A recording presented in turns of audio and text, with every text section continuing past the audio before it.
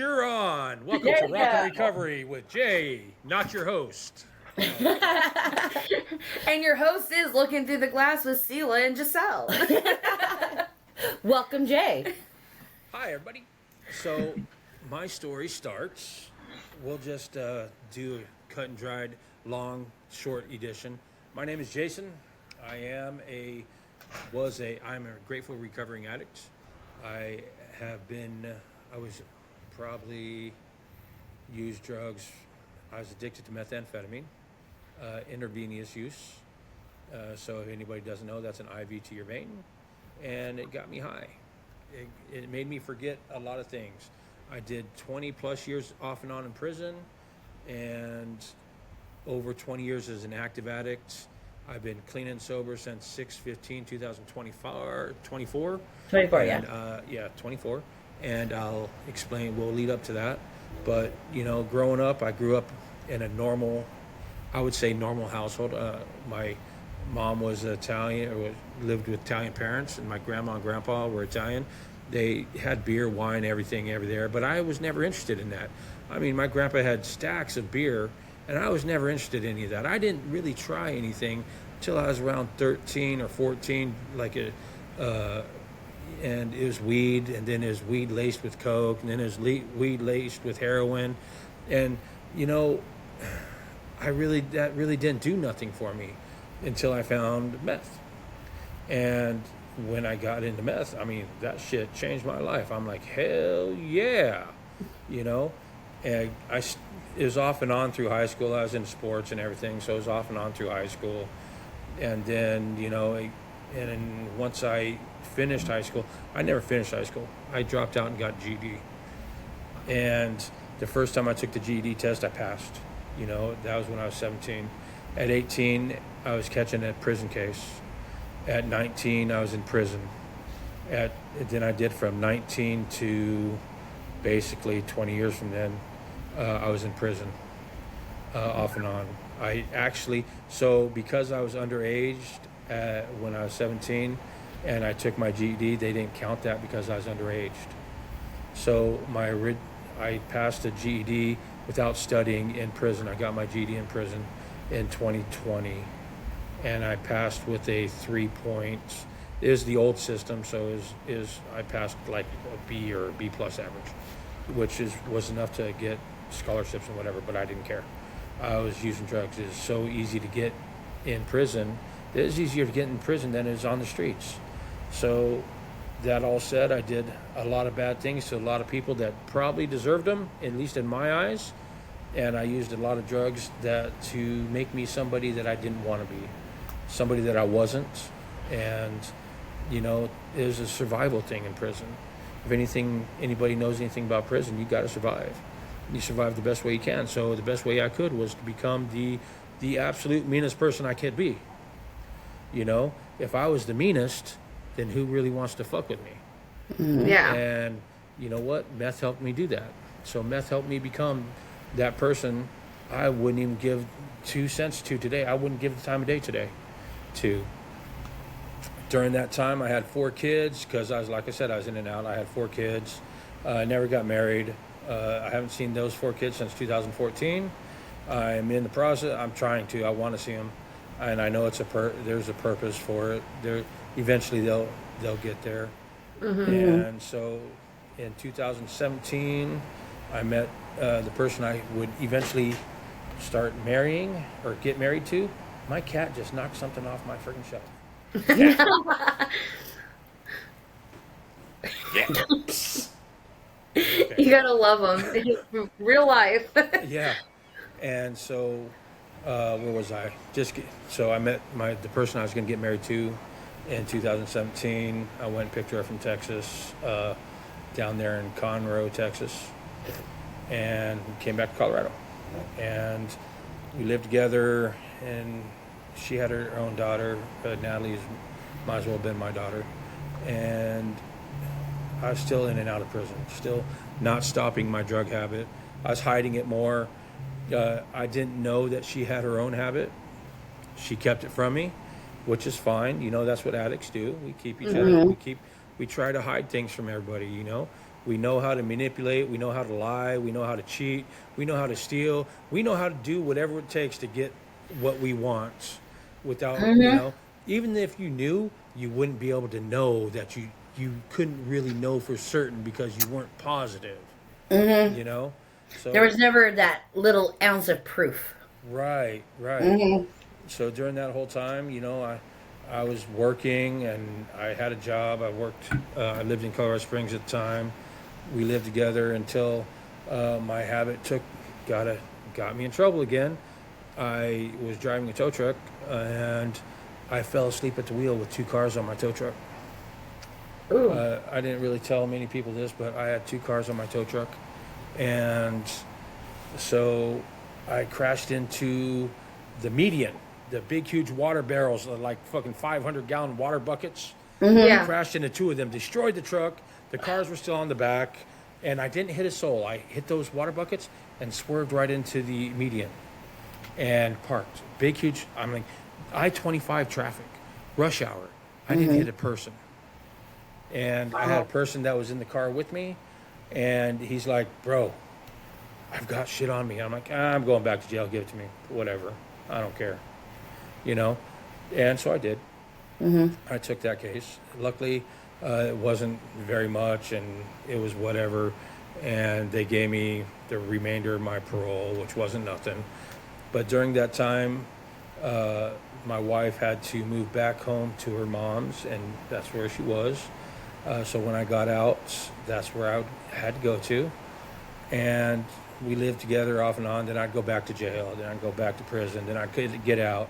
She was always there, And little did I know that her addiction was just getting worse and worse and worse. So was mine. Mine was getting worse and worse and worse too. Eventually, two addicts really can't stand each other. We got to the point where we couldn't stand. We were trying the best we could. We did want to be together. We were just trying. And it's hard to look back on now and see everything that I did wrong, but I didn't know I was doing it wrong, Yeah. I was still an addict. And so in June of last year, still in the height of addiction, we're living together. We're both in our height of addiction now. And like I said, I'm still not seeing her addiction. I know I've got mine, but I'm still not seeing hers. I come back. She also battled depression. And I come, we get in an argument. I go outside to the car. I come back in and I found her hanging in my closet. And from that day forward, I cut her out of the closet, and I knew I was going to prison. I knew I was going back to jail because I had warrants out for my arrest. And, I get there, they cut her out. My neighbor, Gary, he was there. I'm giving her CPR, doing everything I can. And at the time, the first responders said, Jay, you did everything you could. You did all the right things. You saved her life. Because she's on the ground, she's literally, I thought she was breathing, They're giving her oxygen still, but they said that she's got a heartbeat. That's all I cared about, They kept her in a coma for 7 days, so her official time of death was 6/22. That's her official day of death. But 6/15 holds a significance for me because that's the day I decided to get clean, because, I had stuff still. I still had fucking a bag of dope and all the tools that I needed in my room, but I couldn't go to my room because every time I went in there, I would see my wife. And I still got a lot of guilt and, what ifs about that day, because I had to come to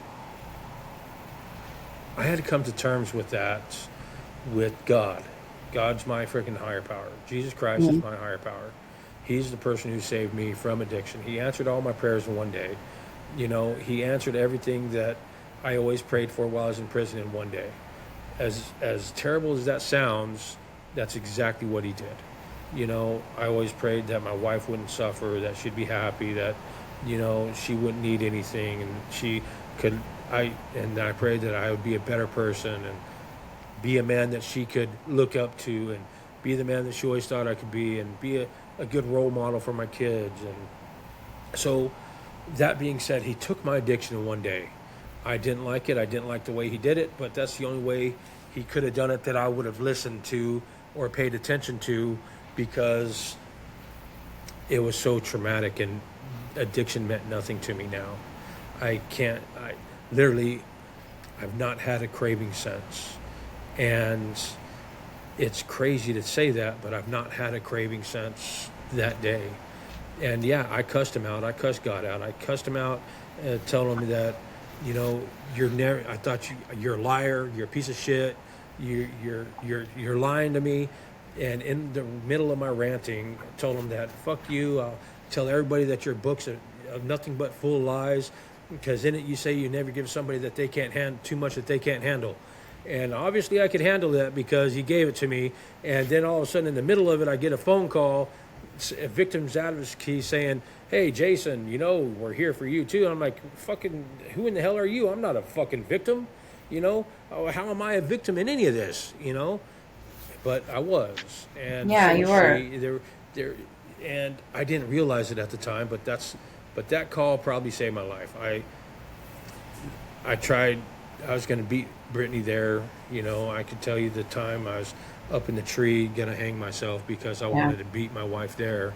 But that doesn't help anything, It goes to my mental state and how hard it is to get sober by yourself.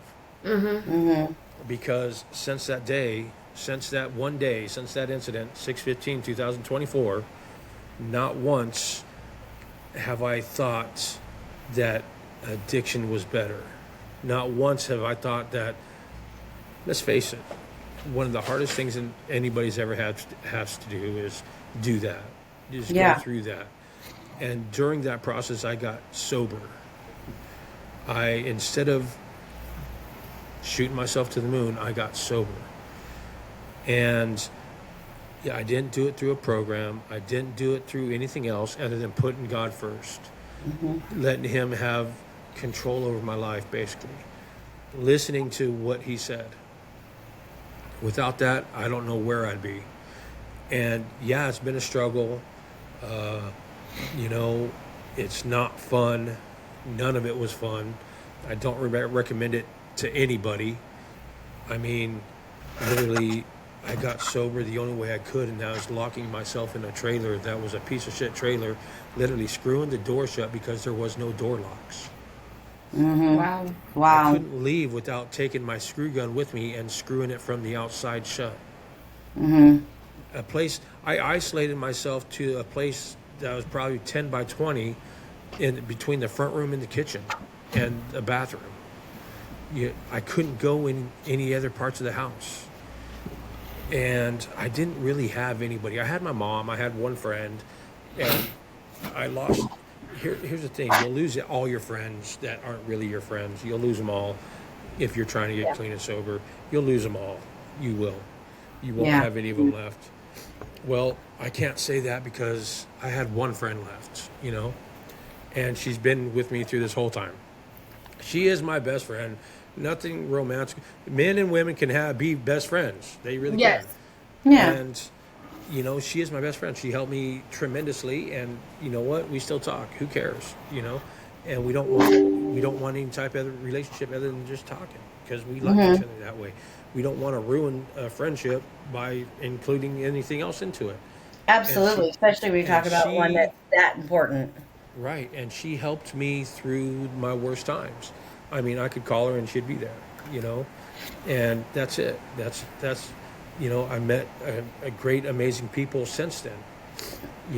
I've met a lot of good people since that day, and all of them have one thing in common. They all want to support and help me as much as I want to help them. Like I said, I didn't do it through a program. I am in a program now. Celebrate Recovery is awesome. But I go when I can. A lot of people are in that program. I know it's a whole lot different. It's still a 12-step program. Don't get me wrong. It's still a 12-step program, but it's all faith-based 12-step program. Okay. And it's non-judgmental. It's for any. If you're addicted to your cell phone, you can go there. If you're addicted to anything else that you want to be addicted to, if you're just having an issue. If you're just trying to connect with people in a community, just to get through things, Yeah, That's what they're that's there pretty for. cool. That's awesome. That's pretty cool. I know quite a few people from my old life that are in Celebrate Recovery. I know, and then also in the recovery community, I've seen a lot of people go to Celebrate Recovery. So I've never, as you know, I did it the same way. I did it all on my own. I didn't get any help or anything. The only There's a help I few of had us. was my support system at home and my family. I think there's the people that have done it by themselves. I think people can hate me for saying this, but I think are stronger. I really think their sobriety and their recovery is stronger because they had to do it by themselves. So they recognize it. They've already searched. They've already found themselves. They've already did all these 12 steps because they had to do it for themselves. It kind of, Or else, and I did notice that the 12 steps kind of, or whatever, it does have its own process, whether you get yes, help with it or not. It does have its own process and pretty much the same in every person. yes. I had to find myself. I had to recognize. I had to sit in my own shit, as they say, Mm-hmm. and work it out for myself instead of having a group of people telling me how to do it. I had to find out ways to do it myself. You had to You recognize know, the patterns yourself. yeah, I had to sit with everything that I've done, all the hurts and hang-ups and all the people that I've hurt. I had to sit and debate and wonder how I could fix that myself. I'll be honest, there's no way. There's no way in the years that I was doing wrong, there's no way I can make amends to every single person on that list. No, not Yeah. one way. Not in no way possible. So now I do a living amends. I live my life in an amends as, I live the best life I can for the right reasons and don't hurt people, not intentionally. If my Yeah. intentions are not to hurt you and you get hurt, that's not my fault, you know? No, you're So, and now when I notice that if I do hurt somebody by my words or actions, I'm easier to apologize to them and make an amends and say, I'm sorry. It and that's not from any group. That's not from any recovery center. That's not from any recovery program other than sitting with myself, finding my higher power and living it for myself. And that's the hardest thing sometimes to do is live it by yourself, for yourself. And when you do that, you recognize why. You recognize why you're an addict. You already know why you started covering shit up. Addiction is just putting a Band-Aid on something and forgetting. And here's the biggest reason why I didn't want to forget is because the wife that I loved, we had our problems, but I still loved her. I didn't want to forget her. So I couldn't choose addiction, going back into addiction again. I couldn't do it. There's no possible way that I could have chosen addiction and forgetting instead of living. There's this great saying that I posted the other day that when we get sober and clean, we don't add days to our lives, we add life to our days. And that's so true. I That's quit so existing. true. I quit existing and I started living. yes. For so long I just existed. I just was another statistic. I was just lost in a world of lost people. You Yeah. know, I didn't have a voice, at least didn't think I did. Nobody would listen to me anyway because I was an addict. Yeah. I was fucking doing the most. And you know what? Now I've got a voice. After a year, I started my own podcast, Rock and Recovery. And before that, I started a platform on TikTok that was all about helping people with recovery and mental health. And I had over 600 or so logged hours in less than a year. And that's a lot of time. That's a lot of Yeah, time. that is. Putting I remember in- at one point you were doing a 24-hour watch Yeah. thing. Yeah. Yeah. And I've come across so many people that say, Jay, why'd you quit? Why'd you quit? TikTok is a toxic environment that I don't need. That's Thank you. That's why we're doing this too. But it's TikTok really is a funny. toxic environment that I don't need. Yet, the real recovery people on TikTok, the people that are actually They're doing it, amazing. will find you anyway. Yes, Yes. they will. And I have so many people that reach out to me daily. Literally, my day is so busy talking to people that I go to sleep at like 1 or 2 o'clock in the morning because I'm talking to people still. You know, yet we're talking because they know I can help them or just be on the phone with them to get them through whatever. And I don't sponsor people. I don't want to sponsor people. I don't. You're not putting. No, it's not my responsibility. You are your own responsibility. If you can't Yes. do it You want to yourself, do it, you're going to do it. yes, I can help you get through it. In 20 years in prison, I've taken every single freaking class, every single program they offered. Make it look good for parole, make it look good for whoever else I was going to see, whatever else board to give me lower class points, whatever. I took them all. Did I retain that knowledge? Did I put that knowledge to use? Not at the time, because I knew I was an addict and I still knew I wanted to get high. Plain and simple. You can put me in that class, but fuck that class, you know? You can Fuck have all the knowledge in the CBT. world, but if you decide to be an addict, you're going to be one.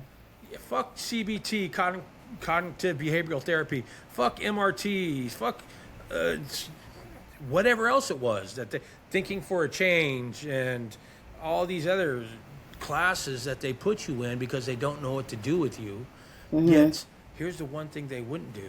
They wouldn't put me into a treatment center. They wouldn't put me into a recovery place. They wouldn't put me into any type of drug and alcohol treatments. They wanted me to fix my thinking. Well, here's the fix for my thinking. Give me drugs. That was my fix. Yeah. Give me drugs. It fixes my thinking. If it fixes We're my good. thinking, it fixes everything. We're good. Yeah. You let me forget how I'm thinking. Hey, you can make me think anything if I'm on drugs, you know? And I did a lot of things, yet they would never recognize the true problem. In fact, on June Well, you know, there's no 16th money in that true problem. There's no money in fixing that true problem. They want you and they want the numbers because prison and the people that are in prison are publicly traded. You know that, right? Oh yeah, I do. But in 2000 or in this year, June 16th this year, I still had charges in Colorado. I did the whole changing people, places, and things earlier this year, and I still had to face charges in Colorado, which I was happy to face. You know, it was a possession I had before I got sober and clean, before Brittany killed herself, passed. I'll just say that. Before she did that, I faced charges, possession of fucking dope, methamphetamine. Of course I got them, you know? And of course, yes, I did it. The way they went about it was technically, procedurally wrong, and that's the only thing I was fighting. I wasn't fighting that I was guilty of having this stuff. I was fighting the procedure. And it came, June 16th was the court date that they're going to say, well, we're trial set on this day, or this is going to happen. I'm like, okay, let's go to trial. I'm ready for trial. And I'm already in Florida. So June 16th comes along. 15 minutes before court, my lawyer calls me and she's like, Jason, they're dropping charges. I'm like, you're shitting me. Tell me that again. I went and held the phone in front of my mom. They're like, Jay, yeah, the DA decided to drop all the charges. No, it's Wow. because of all the things that you've been doing. Yes. Yeah. Leading up to that, and so I get into court. Virtually, I go in court, and the DA starts to speak. The DA's like, Mr. Bush, I don't know if you know who I am, but I've been prosecuting you for the last 14 years. I've tried to sentence you away for life. I've sentenced you to prison. I've sentenced you to the halfway house. Nothing worked. Nothing. I was fully intending to sentence you to prison again today to get you locked up, you know, because, and she went on and, you know, and then she said, but the change that you've made is remarkable. We've never seen somebody progress so much as you have in the last year. I think it would be in the best interest of justice if we dismiss these cases and you continue doing whatever you're doing because it seems to be working. That's amazing. And for me, what works for me, what keeps me sober is being accountable to everybody else. Not only to myself, I am big time accountable to myself. And I recognize that I am accountable to myself. I can recognize, I'm not thinking, I'm not doing so good, you know, but I've got to go through it. I've always gone through it to be able to explain it and talk about it.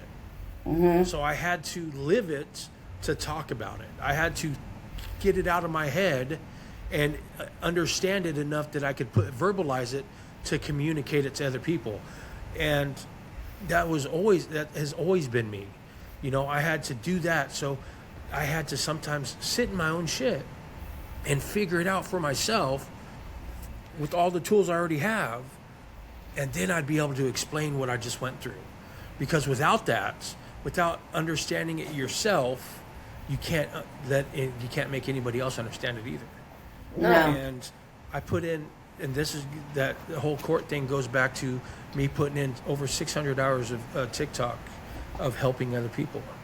600 hours of recovery based subjects that the DA knew about and looked at and said, your unconventional recovery, we've never seen anybody progress so far, and we hope to hear from you in the future.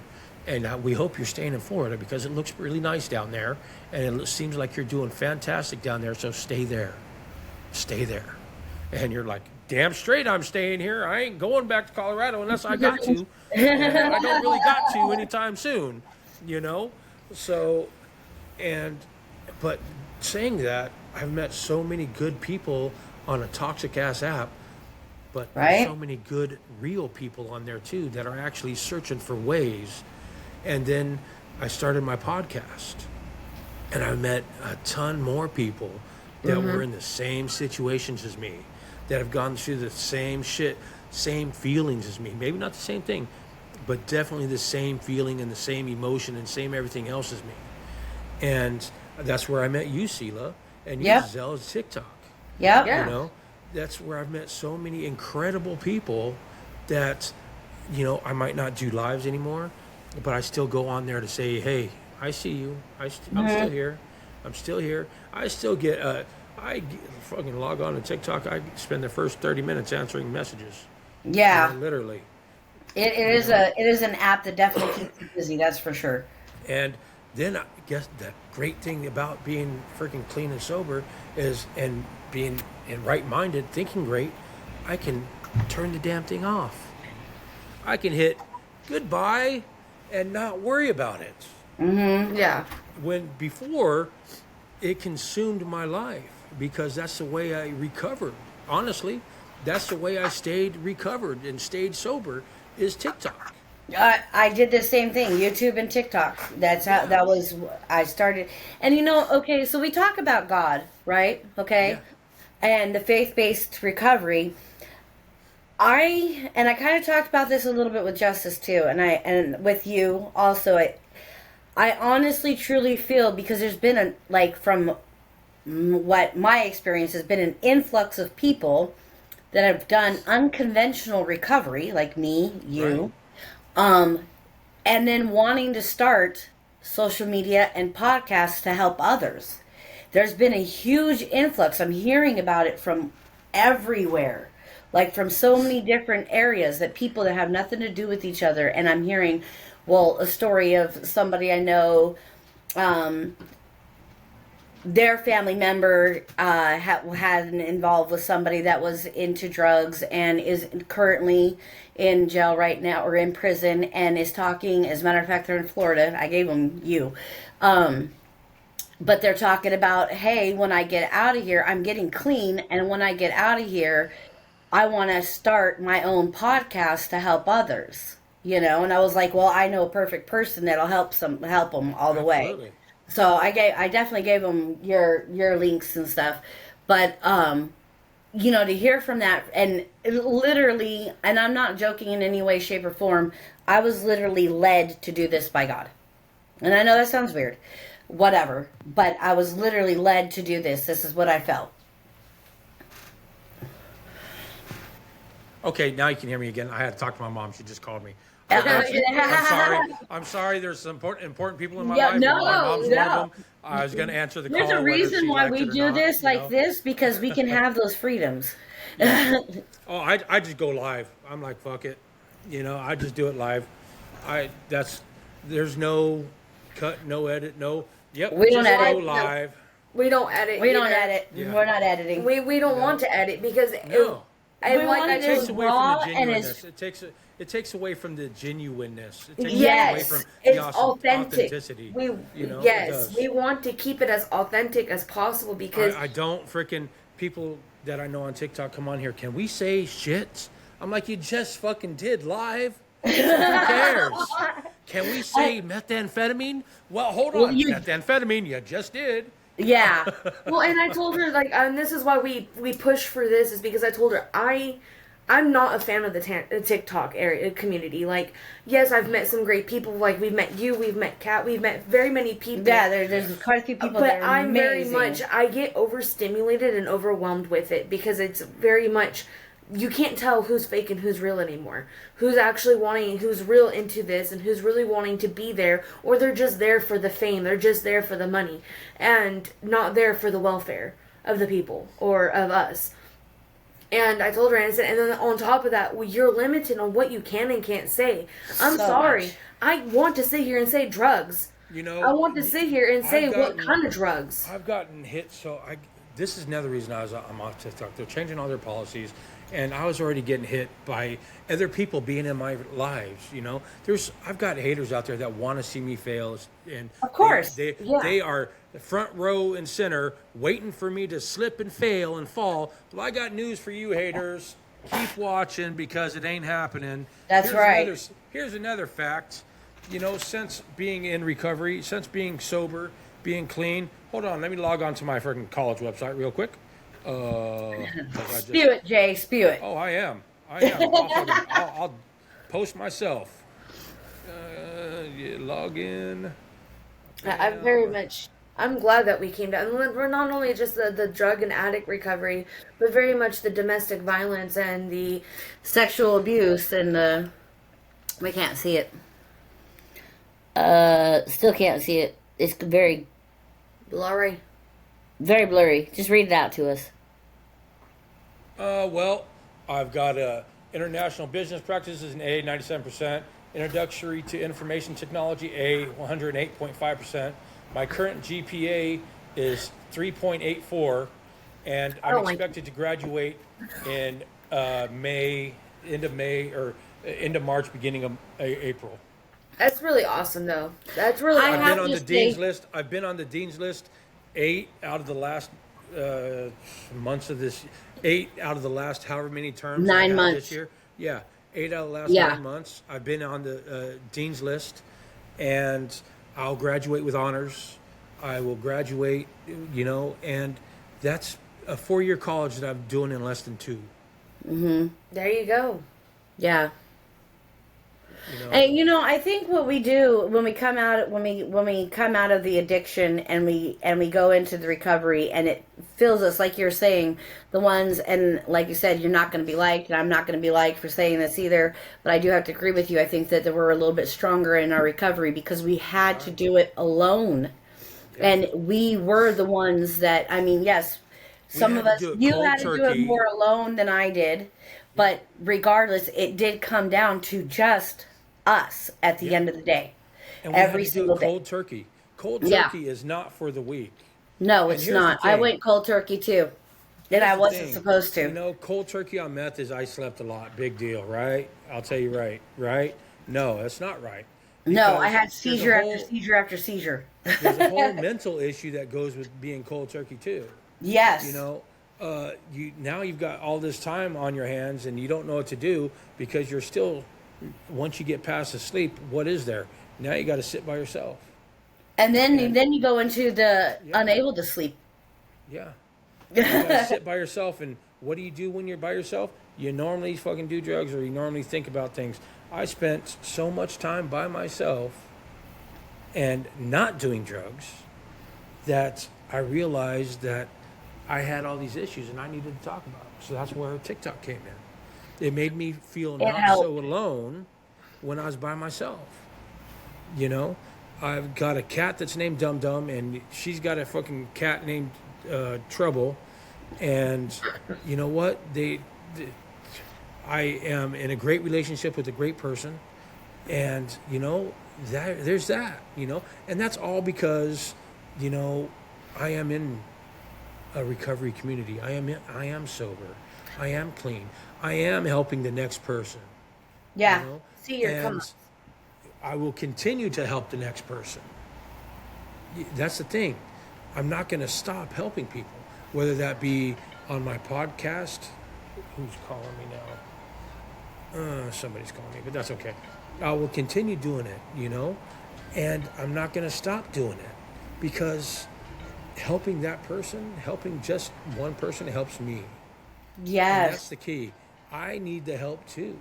You might It think helps that, heal me. you might look at me and say, Jay's got that shit together. Bullshit.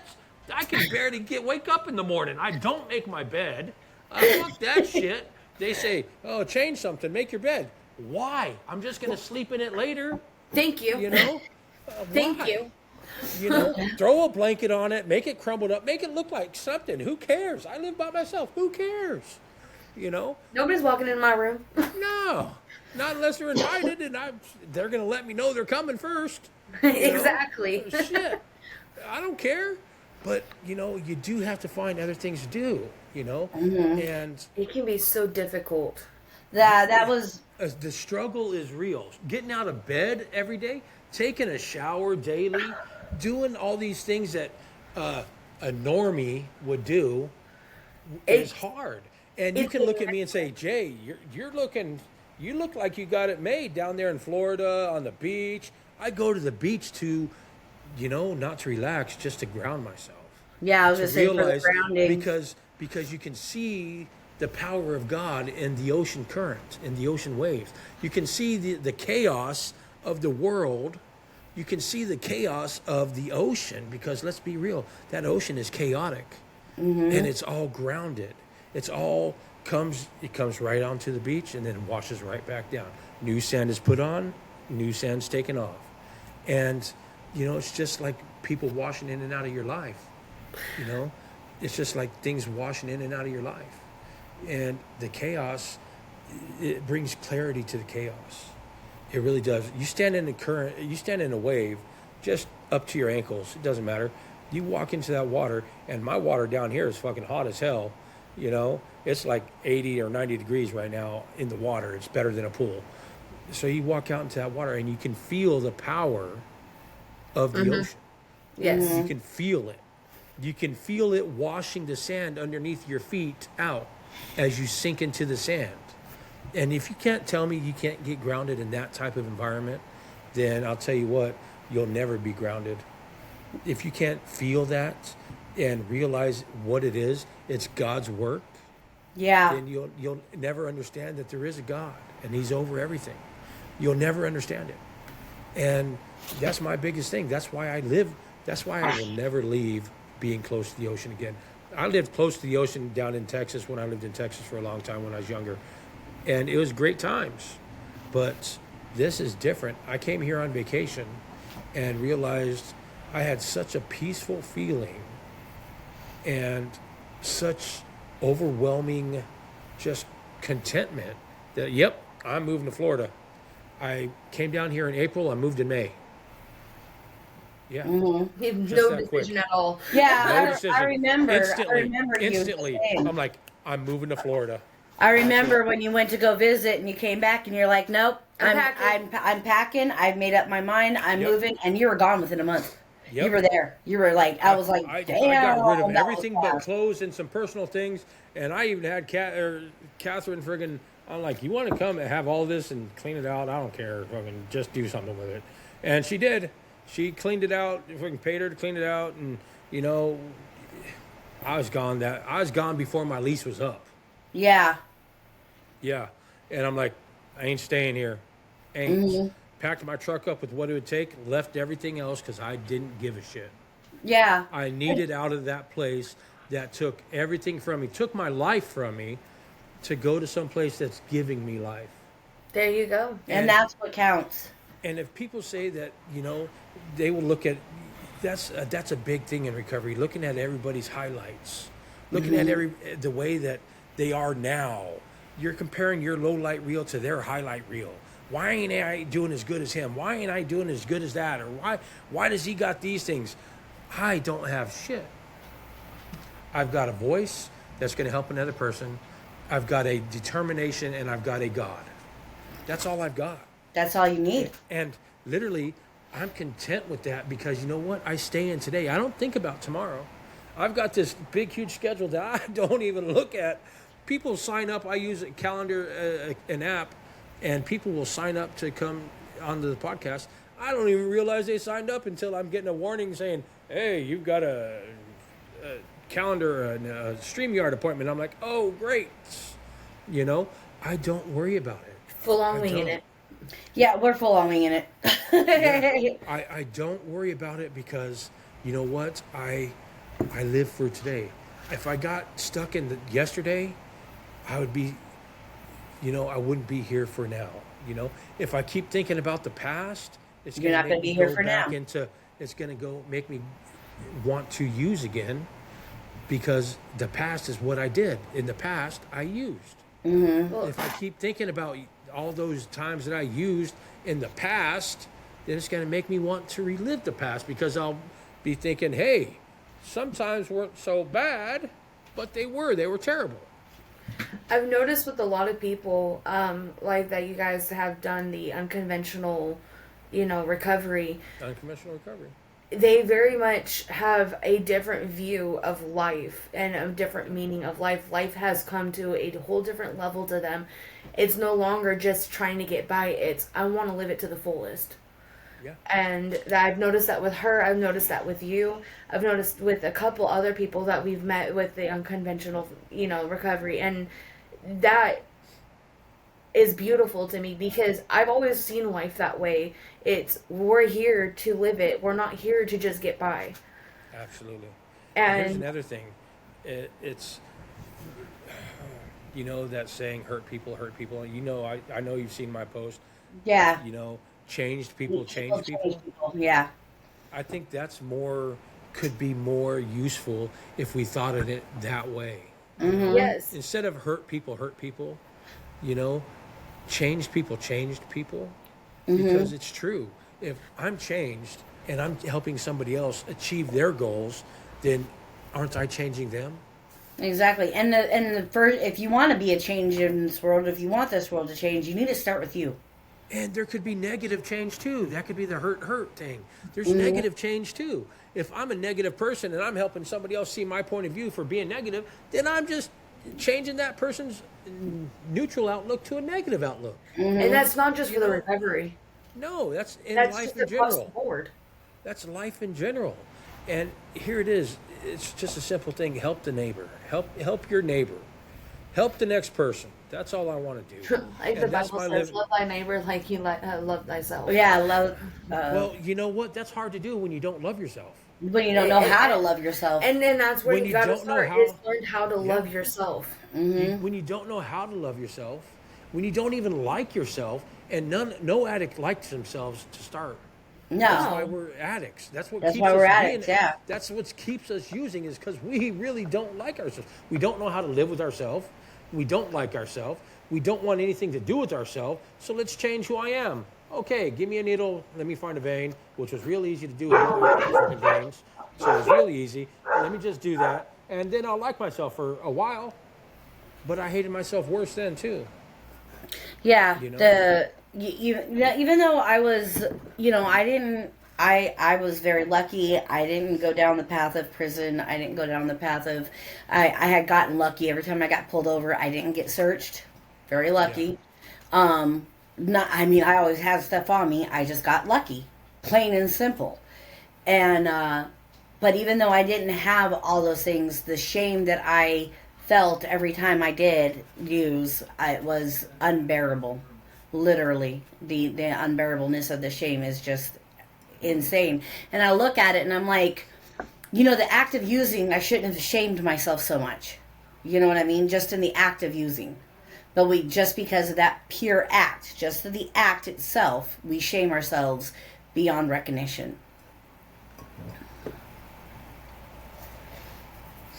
Yeah, I agree. Well, Jay, we appreciate you coming on. We look forward to doing more with you. Absolutely. Yeah, all the way. I gotta tell you, I'm so proud of you. I like the change that I've seen in you since we've met has been Seeing your growth. seeing your growth and just watching you just go from the man I met where you were and at that point in time to the happiness that you shine now is absolutely inspiring. Absolutely. And I just want you to know that. Like, you literally have been one of my strongest inspirations since we met. And I thank you for being that in my life. And, you know, for anybody that's actually watching or anything, make sure you follow Jay with Rock and Recovery. Right on. Thank you. Yes, most definitely. Yes. Thank you. Yeah, thank you. No problem. I hope to see you guys in the future. You Of will. course. Of course. You can't get rid of us. I already know. Yeah, We're stuck. All right, thanks, Sheila, Jay. Jez, I'll see you guys later. Okay. Bye, Jay. Bye. Bye.